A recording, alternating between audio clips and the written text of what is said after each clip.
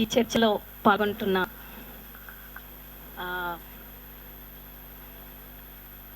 పెద్దలు, వేదికపై ఉన్న పెద్దలు, ఇది నిజంగా చాలా ముఖ్యమైన అంశం అనేది నేను అనుకుంటున్నాను. ఇది తెలంగాణ స్వభావాన్ని అంచనా వేయడానికి, కొత్త రాష్ట్రంలో విద్యా విధానం అనేది ఎలా ఉంటుంది అని ఆలోచించడం అంటేనే ఒక గతంలో నుండున్న అనుభవాలు ఏమో ముందు చూపు కూడా మనకుంది అనిపిస్తుంది. ఎందుకంటే ఇక్కడ ఉన్న వాళ్ళందరూ కూడా ఒక ఎడ్యుకేషన్ ప్రొఫెషనల్స్గా, యాక్టివిజం ప్రొఫెషనల్స్గా ఎన్నో అనుభవాలతో పనిచేస్తున్నారు. కాబట్టి ఈరోజు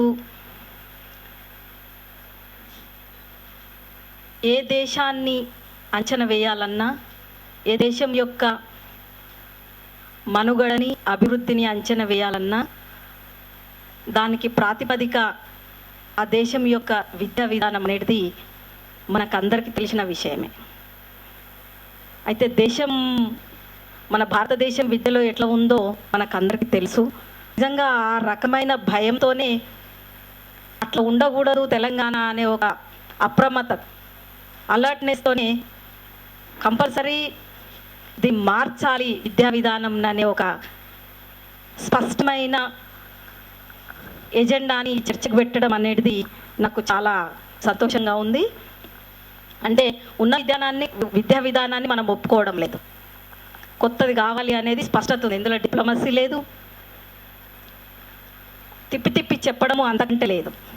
కాబట్టి ఎట్లా మార్చాలి అనే దాని మీదనే మనం ఆలోచించాల్సిన అవసరం ఉందనే స్పష్టత కూడా అది తెలంగాణ ఉద్యమం మనకిచ్చిన అనుభవమేమో అనుకుంటున్నాను.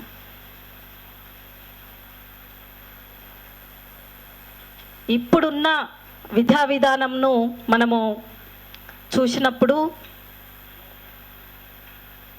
ఏ రకంగా ఉంది ఉన్నప్పుడు మెజారిటీ పీపుల్ని ఎడ్యుకేషన్ నుండి దూరం నెట్టే పద్ధతే ఉన్నదని చెప్పి మనకు తెలుసు. ఏ అంశాలతో మూలకు నెడుతుంది, ఓ పక్కకు నెట్టేస్తుంది, కొంతమందికి మాత్రమే ఇది పరిమితం అవుతున్నది. కాబట్టి అందరినీ కలుపుకోవాలి, ఇంక్లూజివ్నెస్ రావాలి, అందరినీ కలుపుకోవాలి అని అంటే ఏం చెయ్యాలి? ప్రధానంగా కరికులం అనుకున్నప్పుడు నాకు తెలిసి అన్వేషిలో ఒక చర్చ పెట్టిండ్రు ఒక 4-5 సంవత్సరాల క్రితం. దానికి చిన వీరభద్రుడు వచ్చారు. మీకు అందరికి తెలుసు చిన వీరభద్రుడు. ఆయన ట్రైబల్ వెల్ఫేర్గా పనిచేస్తున్నప్పుడు ట్రైబల్ విద్యార్థుల గురించి ఆయన మాట్లాడుతూ ఒక మాట చెప్పాడు. ఇక్కడ స్కూల్ ఉంది, ముందల ఒక కుంట ఉంది, నీళ్ళ కుంట. అయితే టీచర్స్ ఉన్నారా లేరా అనే విషయము అక్కడ చెప్పలేదు ఆయన. కానీ పిల్లలు స్కూల్లో ఒక్కరు కూడా లేరు, అందరు పోయి కుంటలో ఈత కొడుతుర్రు, ఒక్కరు కూడా స్కూల్లో లేరు. అయితే చిన వీరభద్రుడు చూసి ఈయన చాలా పరేషాన్ అయిపోయిండు. ఎందుకంటే కుంట సంగతి అక్కడున్న గిరిజన విద్యార్థులకు తెలిసినంత చిన వీరభద్రుడికి తెలియదు. ఆయన ఏమంటున్నాడంటే కుంట మన హైదరాబాద్లో ఉన్న హుసేన్ సాగర్ లాంటిది అనుకుంటుండు. ఆయన మురికి కుంట అనుకుంటుండు. వాళ్ళందరూ వెళ్ళి పిల్లలందరూ ఈత పడుతుంటే ఆయన టీచర్లను ఒకటే ప్రశ్న అడిగిండు. ఇంత మంచి స్కూలు 4 గోడల మధ్య చల్లగా గాలికి కూర్చొని చదవడం ఇష్టపడట్లేదు, కానీ ఆ కుంటలో పోయి బుడుగు పిల్లలు ఎందుకు మునుగుతున్నారు ఇట్లా అని ఆయన అడుగుతాడు అన్నట్టు. అంటే ఆయన అన్నది ఏంటంటే ఆ కుంటను ఇష్టపడుతున్నారు కానీ చదువుని ఇష్టపడట్లేదు. చదువును ఇష్టపడేటట్టు టీచర్లు చెయ్యాలి అని చెప్పి ఆయన చెప్పుకొచ్చిండు అన్నట్టు. ఇది ముఖ్యంగా ఆదివాసీలకు సంబంధించిన ఆయన అనుభవం, చిన్న అనుభవమే కానీ దీనికి పెద్ద కారణాలు కూడా ఉన్నాయని మనము అది సందర్భాన్ని మాత్రమే నేను ఇక్కడ తీసుకొచ్చాను. ముఖ్యంగా కరికులము వాళ్ళు ఇది మేము చదివి అర్థం చేసుకోగలము, ఇది ఇందులో మా భవిష్యత్తు ఉంది అనే నమ్మకం కరికులం ఇవ్వట్లేదు. ఫస్ట్ నేను చదువుతున్న పుస్తకము నా భవిష్యత్తు ఇందుట్లో కనపడట్లేదు. ఇంకెందుకు చదవాలి? ఆ పక్కలున్న ఒక చిన్న కుంట భూమిలో భవిష్యత్తు ఉంది, ఆ చెట్లలో భవిష్యత్తు ఉంది. వాటి నుండి వచ్చే ఉత్పత్తులను ఏరుకొని బతికితే ఒక బతుకుదెరువు ఉంది. ఈ చదువులో భవిష్యత్తు లేదు. అంటే అందుట్లో ఏ అంశాలు ఉన్నాయి అంటే, అక్కడున్న ఇంతకుముందు యాదగిరి అన్న చెప్పినట్టు అక్కడున్న భౌగోళిక పరమైన చారిత్రక సంపద లేకపోవడం ఒకటి, వాళ్ళ బతుకుదెరువు విధానము, వాళ్ళకు సంబంధించిన జీవన సరళి లేకపోవడం ఒకటి, వాళ్ళ చరిత్ర లేకపోవడం ఒకటి, ముఖ్యంగా వాళ్ళ వనరులకు సంబంధించిన ఆనవాళ్ళు అందుట్లో లేకపోవడము, ఆ భాష లేకపోవడం. భాష కూడా అందుట్లో ఉండదు. తెలుగు మొత్తం కూడా తెలుగు కాదు. ఇప్పుడు తెలంగాణ ఉద్యమంలో ప్రధాన అంశము భాషా అంశము. ఆంధ్ర తెలుగు, తెలంగాణ తెలుగు, ఆంధ్ర తెలుగు, తెలంగాణ తెలుగు అని చెప్పి మనం ఇంత పవర్ఫుల్గా కొట్లాడుతున్నాము. దానికి అంత వెయిట్ వచ్చింది. అయితే ఇంకా తెలంగాణ తెలుగులోనే ఇంకా కొద్దిగా లోపలికి వెళ్తే ఆదివాసీలకు సంబంధించిన భాష అందుట్లో ఉందా? భాష లేదు, బతుకుదెరువు లేదు, వాళ్ళ చరిత్ర లేదు, వాళ్ళ పెద్ద మనుషులు లేరు, వాళ్ళకు సంబంధించిన ఒక్క పెద్ద మనిషి అందుట్లో ఉండరు. అంటే వాళ్ళ పూర్వీకులు. మనము సమ్మక్క సారక్క చెప్తాము, కుమరం భీం మనం చెప్పుకుంటాం, కానీ పుస్తకాలల్లో ఇప్పుడు లేదనేది మనము అట్లాంటి గ్యాప్స్ అన్నీ కూడా ఒక ఆదివాసీలకు సంబంధించింది. అట్లాగే ఈరోజు ఈ ఉద్యమం ఇంత ప్రాధాన్యతను సంతరించుకోవడానికి కారణం తెలంగాణ ఉద్యమము. ఒక ప్రపంచవ్యాప్తంగా ఒక గొప్ప పేరును తెచ్చుకున్న దానికి కారణం ఇక్కడ ఉండే ఉత్పత్తులు అనేది నా అభిప్రాయము. చాలామంది కూడా దాన్ని ఒప్పుకుంటారని నేను అనుకుంటున్నా. ఆ ఉత్పత్తి స్వభావము, ఉత్పత్తి యొక్క గొప్పతనము, అది ఒక స్ట్రీమ్గా ఉద్యమంలో రావడం వల్ల అది ఎట్లా పరాయీకరణ అయిపోతుంది. పరాయీకరణ అంటే చాలా రకాలు అవుతుంది. పరాయీకరణ యాంత్రీకరణ అవుతుంది, గ్లోబలైజేషన్ అవుతుంది, రోబోటైజేషన్ అవుతుంది. అయితే వీటన్నిటిని కలిపి మనము ఆంధ్ర వలస పాలనలో మనం పెట్టుకున్నాం. ఫస్ట్ టార్గెట్ అది, తర్వాత ఇవన్నీ. అయితే ఈ ఉత్పత్తికి సంబంధించిన కులాలు ఏవైతున్నాయో వీళ్ళకు సంబంధించిన డిక్షన్ కానీ, దానికి సంబంధించిన మెకానిజం కానీ, దానికి సంబంధించిన నైపుణ్యం కానీ అది కూడా ప్రధానంగా కరికులంలో రాగలగాలి. ఎందుకు అంటే ఇది బ్రిటిషర్స్ కాలం నుండి కూడా ఈ దేశంలో దెబ్బతిన్న పరిస్థితి. ఈ దేశం ఎకానమీ ప్రధానంగా ఉత్పత్తి కులాల సృష్టించిన సంపద మీదనే ఈ దేశం ఎకానమీ అనేది. దాన్ని గుర్తించడం పక్కకు పెట్టి బ్రిటిషర్స్ కాలము నుండే ఉత్పత్తి కులాల ఉత్పత్తిని గుర్తించడం మానుకున్నారు. తర్వాత వచ్చే నేషనలిజం కానీ దాన్ని పెద్ద పట్టించుకోలేదు. ఉత్పత్తి అంటే ఉత్పత్తి కులాలకు సంబంధం లేని వస్తువులన్నీ కూడా ఒక కంపెనీఐజేషన్లో మాత్రమే చూశారు. కానీ ఒక స్కిల్లు, కమ్యూనిటీ, వాళ్ళకి సంబంధించిన హిస్టరీ అదేం కూడా పరిగణలోకి తీసుకోలేదు. అసలు విషయాలు పట్టించుకోకుండా వాళ్ళను ఒక బ్యాక్వర్డ్ క్లాస్ కిందకి పెట్టేసిరు. ఒక ప్రొడక్టివ్ కమ్యూనిటీని బ్యాక్వర్డ్ క్లాస్ కింద పెట్టేసిరు. అప్పుడే ఉత్పత్తి కులాలకు సంబంధించిన ఈ దేశ సంపదకి అది వాళ్ళ ఇండివిజువల్ కమ్యూనిటీ విషయం కాదు, ఇది దేశం విషయం.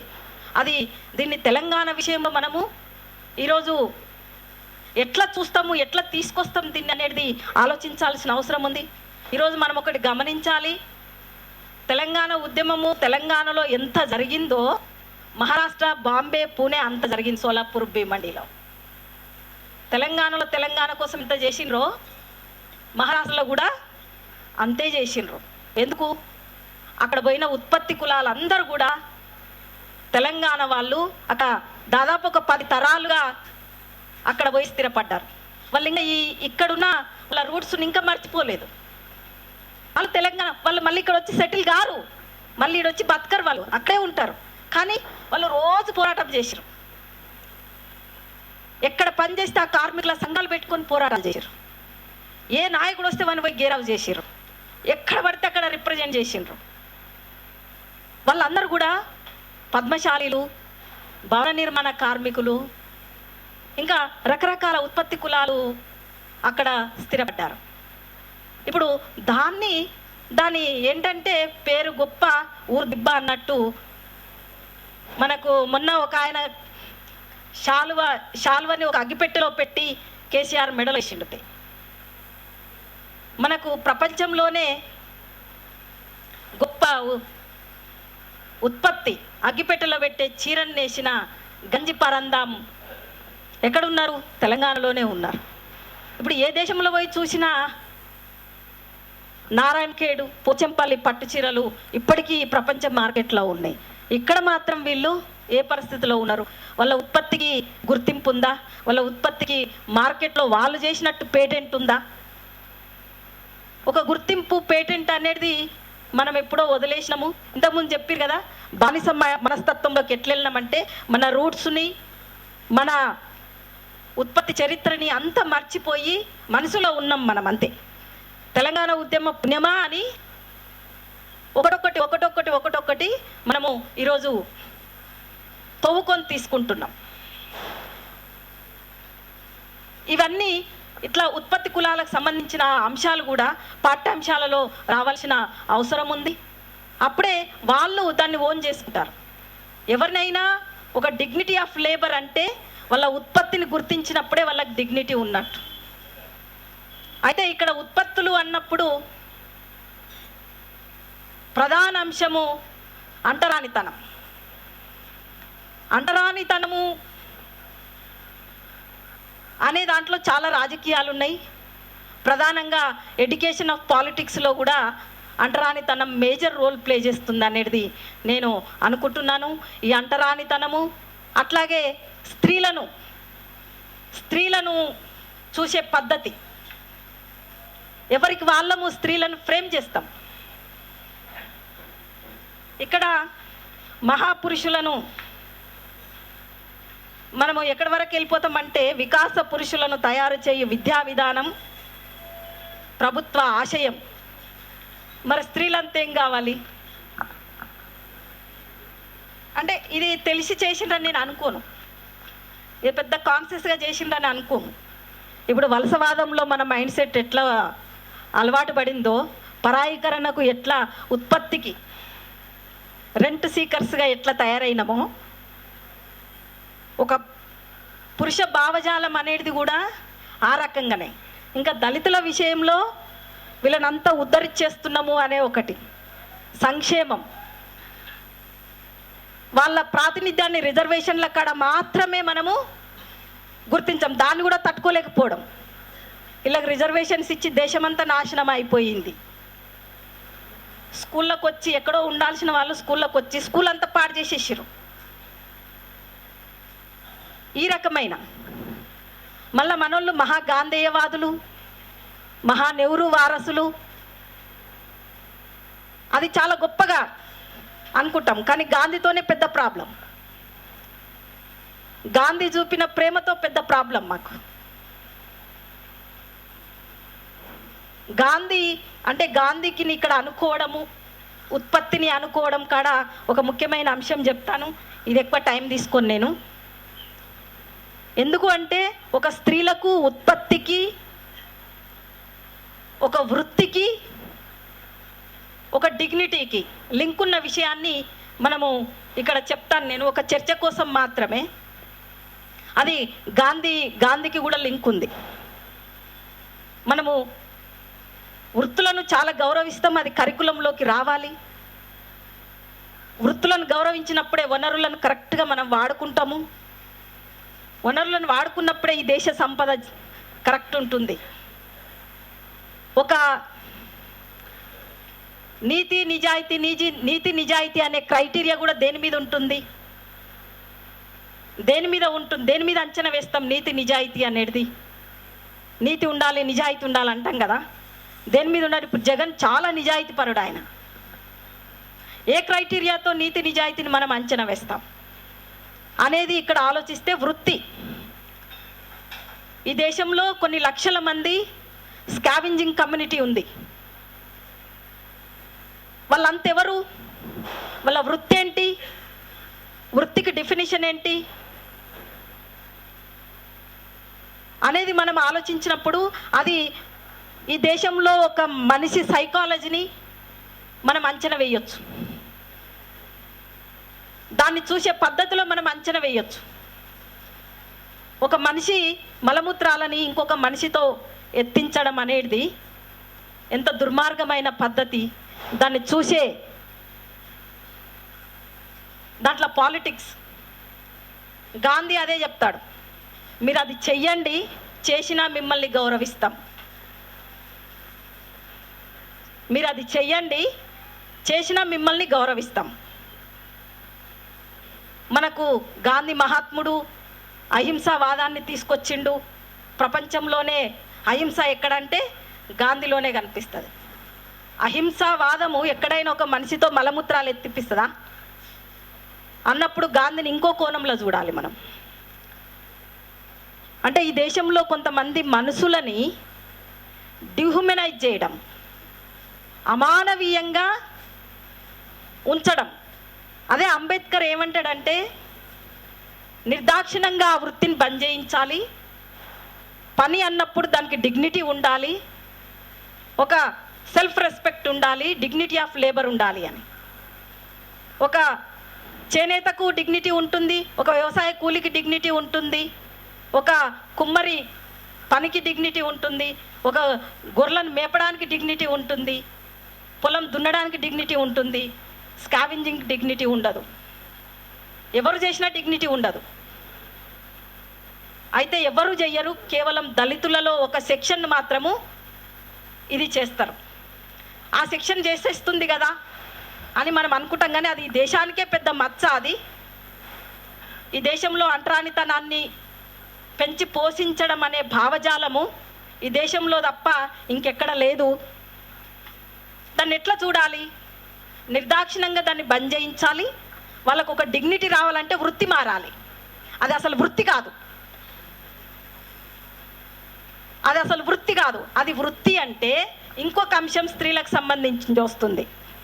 అంటే ఇక్కడ పితృస్వామ్యానికి స్త్రీలకు సంబంధించిన ఒక అంశాన్ని చూసినప్పుడు బాంబేలో ఈ మధ్య, అది మన హైదరాబాద్ కూడా లింక్ ఉంది, అందుకే నేను చెప్తున్నాను. బాంబేలో ఈ మధ్య కొంతమంది మహిళా సంఘాలు స్త్రీలు సెక్స్ వర్కర్గా వాళ్ళకి ఐడెంటిటీ కార్డులు ఇవ్వాలని చెప్పి పోరాడుతున్నారు. ఇక్కడ పని, వృత్తి, నైపుణ్యం వచ్చే అవుట్కమ్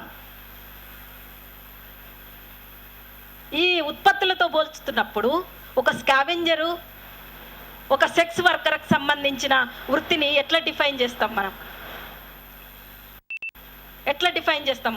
ఆ సెక్స్ వర్క్లో ఉండేది ఈ మధ్య హైదరాబాద్ నుండి మిస్ అయ్యే ఆడవాళ్ళు, హైదరాబాద్ నుండి సెక్స్ ట్రాఫికింగ్లో పోయే ఆడవాళ్ళు చాలామంది ఉన్నారు. ఇప్పుడు హైదరాబాద్ కోసం ఆంధ్ర వాళ్ళు ఇంతగానము ఒక తేనె తెట్టెకు ఎట్లా ఎగబడతారో అట్లా ఎగబడుతున్నారు కదా. ఈ తేనె తెట్టెనే ఆడవాళ్ళ విషయంలో ఒక మాయనగరం అయింది. ఎవరెక్కడ మిస్ అవుతారో తెలియదు. వీళ్ళందరూ పోయి బాంబే రెడ్ లైట్ ఏరియాలో సెక్స్ వర్కర్స్గా ఉంటున్నారు. వాళ్లకు ఆ ఊబీలో నుండి బయటకు వచ్చే మార్గాలు లేవు, కానీ అందులోనే బతుకుతారు. వాళ్ళకు ఐడెంటిటీ కార్డులు కావాలని. మహిళా ఉద్యమాలు పనిచేస్తున్నాయి.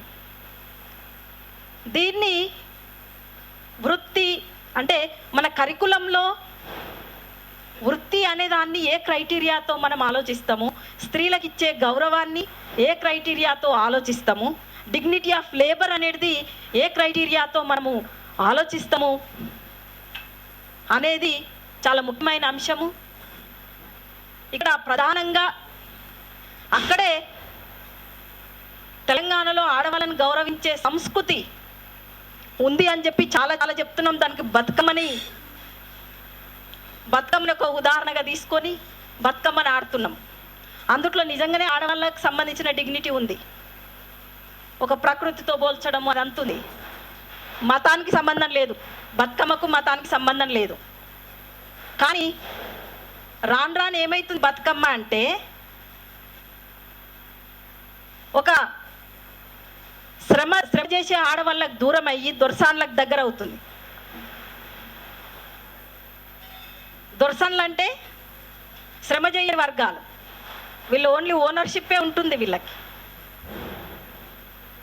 వీళ్ళందరూ కూడా ఒక హైందవత్వంలో బతికేస్తుంటారు.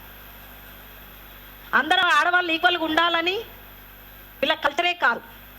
బతుకమ్మ పోయి ఎక్కడనో ఊరి దొరలిళ్ళల్లో కూర్చుంటుంది. ఇన్ ద సెన్స్ చాలామంది బతుకమ్మ ఆడుతూ ఆడుతూ గుడికి తీసుకెళ్తారు.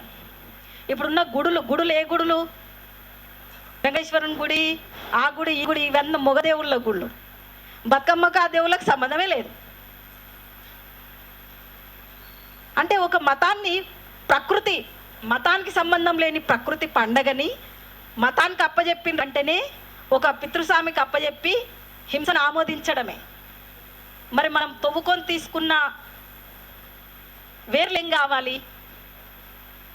అది తెలంగాణలో ప్రత్యేకమైన పండగ, దానికి ఒక స్పెషాలిటీ ఉంది. పల్లెలలో ఆడవాళ్ళు, ఉత్పత్తి కులాలు అందరు కలిసి దాన్ని ప్రకృతితో పూజించే ఒక సంస్కృతి అది. కానీ దాన్ని ఇష్టమైన దాన్నే ఒక అణచివేతగా ప్రయోగించడంలో భాగంగా నిజాం కాలంలో నిజాం పోలీసులు, రజాకారులు వాళ్ళు బతుకమ్మలు ఆడిచేసారు. ఇష్టమైన ఆటని అణచివేతగా ప్రయోగించడం.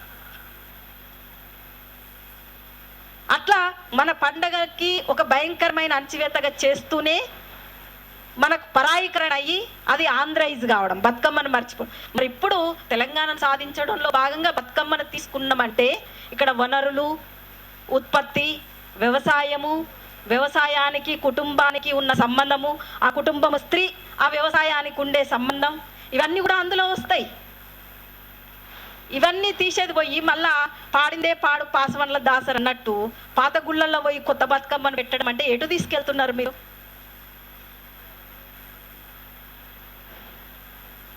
అనేది అప్పుడే మేము గౌరవించేది అట్లా. బతుకమ్మను ఎక్కడ గౌరవిస్తాం? బతుకమ్మ మాది కాదని చెప్పి అనడం కూడా తప్పే. కానీ ఎప్పుడు మాది అనే ఒక స్పష్టమైన చరిత్ర కూడా బతుకమ్మకుంది. ఈ మధ్య ఈ మైండ్ సెట్ ఒక హింసకు అలవాటు పడ్డ పరాయీకరణ అయిన మైండ్ సెట్, ఆ పరాయీకరణ అయిన దాంట్లో ఆంధ్రీకరణ కావచ్చు, ఒక పెత్తందారి మనస్తత్వం కావచ్చు, కూర్చొని తినే సావుకారి మనస్తత్వం కావచ్చు, వీళ్ళందరూ కూడా ఇప్పుడు కొత్త తెలంగాణ ఈ భావజాలన్నీ కూడా సావుకారుల దగ్గరనే లేవు, దొరల దగ్గరనే లేవు. ఈ భావజాలన్నీ మామూలు ప్రజల్లోకి వచ్చేసినాయి. ఇప్పుడు తాగడం వచ్చిందంటేనే ఏం పని చేయదు, తాకుంటా ఎంజాయ్ చేయాలనేది. తాగడం అనేది పెద్ద సోషల్ స్టేటస్ అయింది. కళ్ళు పోయింది, లిక్కర్ వచ్చేసింది. గవర్నమెంట్ స్కూల్స్ అన్నీ కుదించకపోయినాయి. ఇంతకుముందు ఉన్న ఎక్కువ స్కూల్స్ అన్ని పిల్లలు రావట్లేదని కొన్ని పెట్టేశారు. కానీ ప్రతి ఊర్లో లిక్కర్ షాప్ వచ్చింది. తాటి చెట్లు పోయినాయి, కోకోకోలా వచ్చేసింది. ఇట్లాంటి సందర్భంలో మామూలు మనిషి కూడా తాగడం అంటే ఏం తాగాలి? ఓ బ్రాండ్ బీర్నే తాగాలి, అదే సోషల్ స్టేటస్. ఐమాక్స్లో కూర్చుంటేనే గ్రేట్, డబ్బు లేకున్నా. అట్లా అలవాటు పడ్డోళ్ళు కుటుంబ విలువలని, పిల్లల చదువుని ఇంపార్టెన్స్ ఇవ్వని అనేది ఒక ట్రెండ్ వచ్చేసింది. అది ఇండివిజువల్గా కాదు. ఇది ఏంటంటే కూర్చొని సంపాదించడం, ఎంత అన్యాయం చేస్తే అంత గొప్పోడు. ఇది ఒక మార్క్సిజంలో చూసినా, ఒక ఉత్పత్తి కులాలలో చూసినా, శ్రమ చెయ్యని వాడిని అంచనా వేయడంలో ఉండే ఇవున్నప్పటికీ ప్రతి దాంట్లో ఇవి రావడం అనేది అది ఎవరి మీద ఫస్ట్ దెబ్బ పడుతుంది అంటే ఒక కుటుంబం మీద పడుతుంది, ఆ స్త్రీ మీద పడుతుంది. కాబట్టి ఇక్కడ కుటుంబము అనేది తెలంగాణకు సంబంధించిన ఒక ప్రత్యేకమైన అంశం. కుటుంబం ధ్వంసం అవ్వడం స్టార్ట్ అయినప్పుడే తెలంగాణ ధ్వంసమైంది. ఒక స్త్రీ కరీంనగర్లో ఉంటే ఆమె భర్త దుబాయ్లో ఉంటాడు, పిల్లోడు హైదరాబాద్ హోటల్లో ఉంటాడు. ఆ కుటుంబం మళ్ళీ ఎప్పుడు కలుస్తుందో తెలియదు. శవాలు వస్తాయి, మనుషులు రారు. కుటుంబం ధ్వంసమైన ఆడవాళ్ళు నక్సలైట్లు అయినరు, భర్తలను పోగొట్టుకున్న ముండరాళ్ళు అయినరు, కొడుకులను పోగొట్టుకున్న ఒక దిక్కులేని తల్లులైనరు. దీని వెనకంతా ఉన్న ఆ పరిస్థితి రావడానికి కారణం ఒక సంస్కృతి, వనరులను పరాయీకరణ చేయడం, కష్టాన్ని గుర్తించకపోవడం, ముఖ్యంగా ఈ మీడియా వచ్చే కల్చర్. మగవాళ్ళందరూ తాగి వస్తే గద్దర్ పాటకు కానీ విమల పాటలకు కానీ ఆడవాళ్ళందరూ సీరియల్లో కూర్చుంటారు. సంధ్య చెప్తుంది ఈ టైంకి మనం పోతే ఎవ్వరు రారు. అదేం సీరియల్, మొగలి రేకులు అది అయిపోయింది. అది జరుగుతున్నప్పుడు మొగలి రేకులు అయిపోవాలి, అక్కలు రావాలి. ఇందులో ఆడవాళ్ళందరూ సీరియల్లో, మగవాళ్ళందరూ తాగి వీళ్ళే కూర్చుంటారు, ఆడవాళ్ళు సీరియళ్ళ కాడ కూర్చుంటారు. తెలంగాణ ఉద్యమం ఎవరు చేయాలి? ఆ రకమైన ఒక పరాయీకరణ అయింది. కానీ మనము తెలంగాణ ఉద్యమానికి రుణపడి ఉన్నాము. మళ్ళీ తవ్వుకునే అవకాశాలు ఉన్నాయి, మనకు వేరొళ్ళకి లేవు. తవ్వుకునే అవకాశాలు ఉన్నాయి. అందుకని పెద్ద మనుషులను అడిగితే ఒక గొప్ప డిక్షనరీ లాగా ఉంటుంది అప్పటి చరిత్ర. ఇప్పటి వాళ్ళు అప్పటి దాన్ని లెక్క చేయడం అనేది అంతటా ఉంది. కానీ తెలంగాణలో అది పెంచుకోవాలి. అప్పటి పెద్దవాళ్ళని, అప్పటి ఆడవాళ్ళని, మగవాళ్ళని, ఏ వృత్తిలో ఉన్న వాళ్ళనైనా వాళ్ళని అంతా రికార్డ్ చేయాల్సిన అవసరం ఉంది. కనుమరుగైన వాటిని అన్నిటిని మళ్ళా అక్షరాల్లోకి తేవాల్సిన అవసరం ఉంది. అవన్నీ కూడా కరికులంలో పెట్టాల్సి ఉంది. అది స్కిల్, నైపుణ్యం, ఉత్పత్తి, వనరులు. వనరులకు సంబంధం లేని ఉత్పత్తి అనేది ఇంపార్టెంట్ కాదు. వనరులకు సంబంధించిన ఉత్పత్తి, నైపుణ్యం, వాళ్ళు తయారు చేసే ఫైనల్ అవుట్కమ్ ఏదైతుందో ఆ క్రైటీరియాతో నాలెడ్జి, లాంగ్వేజ్, లైఫ్ స్టైల్, అది మొత్తానికి మన రాష్ట్ర సంస్కృతి, ఆదాయము, ఒక పాలన, స్టేట్ అనే క్రైటీరియాతో ఉండాల్సిన అవసరం. అప్పుడే అన్ని కులాలు, అన్ని వర్గాలు ఎడ్యుకేషన్లోకి ఇంక్లూజివ్ కావడానికి అవకాశాలు, ఓన్ చేసుకోవడానికి అవకాశం ఉంటుంది. ఒక జ్ఞానాన్ని వికసింపజేసి నిజంగా ఇదే ఇంప్లిమెంట్ అయితే ప్రపంచంలోనే తెలంగాణ నంబర్ 1 స్థానంలో నిలబడతాం. థ్యాంక్స్. Thank you. చాలా విషయాలను టచ్ చేశారు శ్యామల. ముఖ్యంగా